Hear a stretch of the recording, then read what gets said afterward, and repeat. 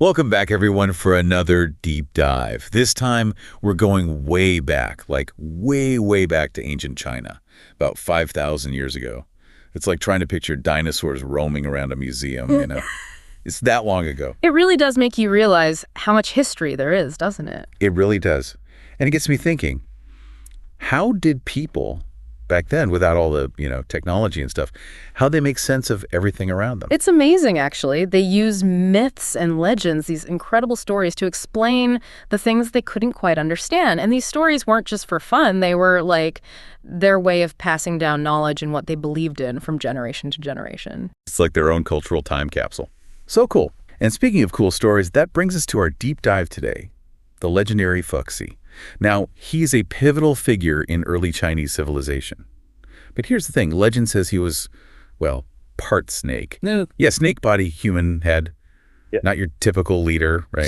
Definitely a memorable image. But remember, when it comes to myths, how things look usually has a deeper meaning. Take the snake, for example.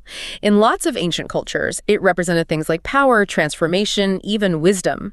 So instead of picturing a literal snake man, think about what the storytellers were trying to say. Makes sense, like how we use metaphors today. So no need to call up a snake expert or anything. But tell me, what's the story with Fuxi's birth? I hear it's pretty out there. Oh, it is. Legend has it, his mother, Fuxi, got pregnant after stepping on this, get this, a giant footprint. And I don't mean just a big footprint thing, huge GE, like monster truck rally, kind of huge. Whoa. Okay, now that's an image. What kind of creature could even make a footprint that big? Right. That's what makes these myths so great. They really get your imagination going. One theory about this whole giant footprint pregnancy thing is that it might tell us something about the social norms back then, specifically the idea of matriarchal plans. Matriarchal, right. I've heard that word. But remind me what it means again. Does it mean women were in charge of everything? It's not necessarily about women being the rulers, although they definitely had a lot of influence. It's more about family lineage being traced through the mother's side, not the father's. Oh, I get it. So your family name, your place in society, it all came from your mom's family. Exactly. And Fuxi's story fits right in because his mother, Fuxi, is the central figure, while his dad is kind of a mystery, lost to the legends. That is interesting. It really makes you think about how different things were back then. So we've got Fuxi with his unique birth story and this idea of family being different.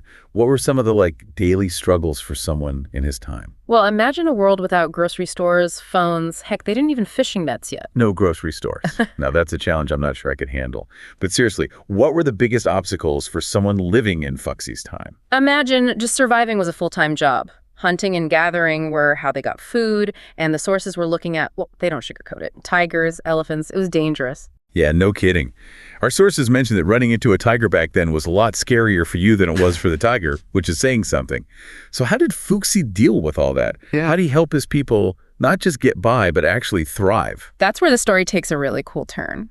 So legend has it that Fuxi had this light bulb moment while looking at a spider web. A spider web? Seriously, I can barely handle looking at those things, let alone getting life-changing inspiration from them. What was it about the spider web that got him thinking? It's like that saying, one man's trash is another man's treasure, right? Fuxi sees this spider web, this really intricate thing, and how it catches prey, and he has this flash of brilliance. What if we made nets for fishing and hunting? Whoa. From spider webs to fishing nets. Talk about thinking outside the box. No wonder he's considered a founding father of Chinese civilization. Seriously. And it wasn't just about making things easier. This invention, it changed everything. Having a reliable way to catch food meant more people could survive, which then led to, larger communities and more complex ways of living together. So Fuxi's little spiderweb aha moment wasn't just about dinner. It was like the seed for civilization as we know it. Exactly. It just goes to show how powerful even the smallest ideas can be. It really is mind-blowing when you think about it. This one observation just ripples through time. And didn't Fuxi do even more than revolutionize hunting and fishing? You're right. As these early communities started growing, thanks to Fuxi's innovations, they needed new rules, new ways to keep things running smoothly. And that's where Fuxi stepped up again this time, changing how people related to each other. Now, this is where I'm really curious. We've gone from spider webs to fishing nets. What other areas of society did Fuxi have a hand in? What issues popped up as these communities evolved? So picture this. You've got a community that's not just a small group of hunter-gatherers anymore, right? Yeah. They've got more food, thanks to Fuxi, so there are more people, more interactions, and that's where things get tricky, relationship-wise. This is where Fuxi supposedly introduces this idea of a bride price to make marriage more, well, official. A bride price. Okay, now I've heard of that before, but it's not exactly something you hear about every day. What did that even involve back then? It was basically a way of saying, hey, this marriage is a big deal, to show everyone it's legit. And it helped keep things stable within the community. In Fuxi's time, the bride price was 2 deerskins. 2 deerskins. Wow, that's a little different from a diamond ring, huh?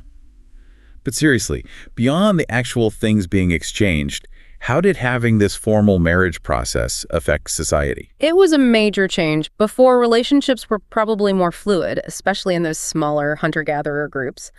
But as things got more structured, they needed clearer rules about family lines and who was related to who. Makes sense. More people, more rules. It's like they were writing the rule book as they went along. Exactly. And these weren't just random rules either. They were there for a reason to make sure the whole community could thrive, and not fall apart. So from finding food and shelter to making sure everyone got along through marriage, Fuxi was kind of busy. Anything else he's known for? Get this. He's also credited with something super important to civilization itself, written language. Now, he probably didn't invent, the whole alphabet or anything like that, but our sources say that people were starting to use symbols to communicate during his time. So maybe not calligraphy yet, but those baby steps towards writing things down are huge. It's like going from telling stories around a fire to having a history book. Exactly. It changed the game completely. Suddenly, you didn't have to rely on memory alone. Knowledge could be recorded, shared, passed down. Amazing. Speaking of recording things, have you ever heard of Oracle bone script? Was that around back then? That came a bit later, actually, but experts think it might have evolved from those earlier symbols that were around in Fuxi's time. Those bone fragments give us a really cool peek into what people were thinking about back then, thousands of years ago. Wait, peek into what they were thinking. How so? Well, they used these bones for divination, basically trying to predict the future. They'd write questions on the bones, heat them up until they cracked, and then try to figure out what the cracks meant. It was like talking to the gods or their ancestors, trying to get guidance. It's amazing that these ancient bone fragments are still around today, like little messages from the past. It's really incredible. And even though we can't be totally sure what writing looked like back in Fuxi's day, those early symbols were a big step towards the development of Chinese script and its amazing literary tradition. Fuxi really made his mark. He wasn't afraid to try new things, whether it was making sure people had enough food, creating social structures, or even figuring out new ways to communicate. Right. He represents a time of incredible change and innovation. Of course, he probably didn't do it all alone. Lots of people likely contributed to these advancements. Teamwork makes a dream work, even back then. But Fuxi's story really captures that spirit of progress. You know? He was curious, he paid attention, and he wasn't afraid to try new things, and it changed everything. Absolutely. And that desire to innovate, to find solutions to problems, it's timeless, isn't it? Totally. So we've got Fuxi, the visionary leader, the master innovator, the social architect. What happened to him? Did he ever slow down? Well, like all of us, Fuxi's time eventually came to an end. But his, impact, it didn't just disappear. It kind of echoes through history, especially through his wife and successor, Nüwa. And that, my friend, is where we pick up our next deep dive. Because Nüwa's story, it's a good one, just as fascinating as Fuxi's, full of its own twists and turns, and it gives us even more insights into ancient China. Nüwa, you say? Consider me intrigued. But before we move on completely, any last thoughts on Fuxi? What really gets me is how these stories, even though they seem mythical and all, they still tell us so much about, being human, even after all this time. I know, right? Fuxi's time was a period of massive change. Humanity went from just surviving to actually shaping their world. The problems they faced, the solutions they came up with, how they built their societies. Those weren't just things that happened in the past. They were these huge steps forward for civilization, steps we're still benefiting from today. It really makes you appreciate human ingenuity, right? Who thinks to make a fishing net because they saw a spider web?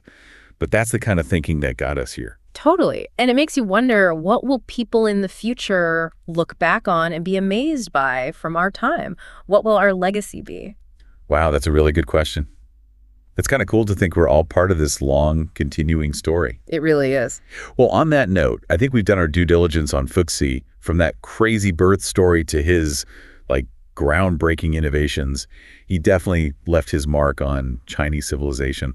It just goes to show, even in these ancient myths, there are some really deep truths about, who we are, where we come from, and just how resilient humans can be. Couldn't have said it better myself. So until next time, everyone, keep those brains buzzing. And remember, sometimes the oldest stories can teach us the newest things. Absolutely.